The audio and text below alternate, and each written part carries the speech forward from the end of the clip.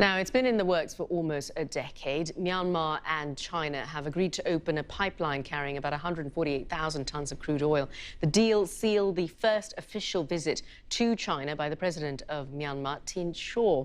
Now, after an agreement was reached between the two countries, shipments had been held up because of an argument over fees.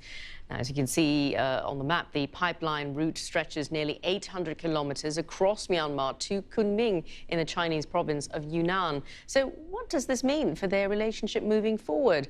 Well, I spoke earlier to Aaron Connolly from the Lowy Institute for International Policy.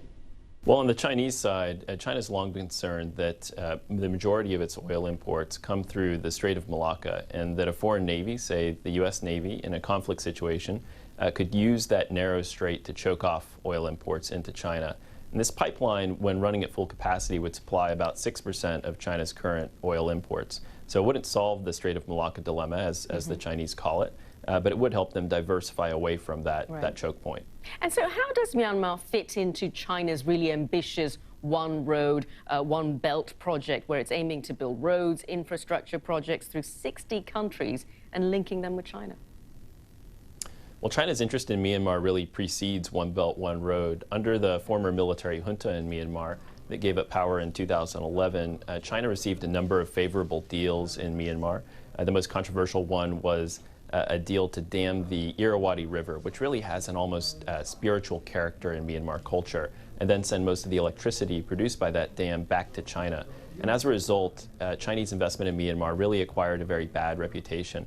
And so this is one of the first steps to really begin to bring online some of those investments that China made during the junta era when this pipeline was when construction on the pipeline originally began. But it's not clear that Myanmar is going to welcome a great deal of additional Chinese investment. China sees this as a way to get access to the Indian Ocean through the Bay of Bengal, so it's very important to them. Myanmar really has a lot of leverage here. All right.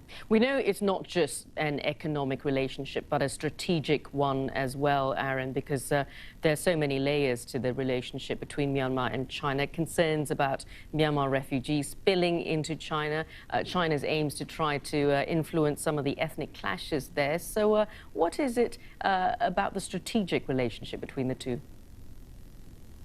Well, on the Myanmar side, Myanmar has been trying to, over the last 5 years, bring to an end this ethnic insurgency that has plagued its periphery for the last 70 years.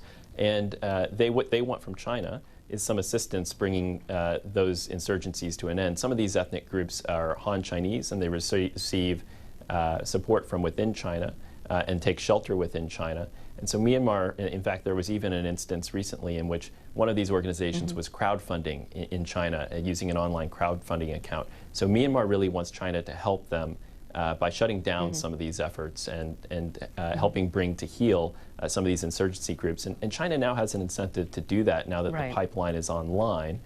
Because while these groups that they have supported haven't attacked the pipeline, they do supply groups that do. Aaron Connolly there.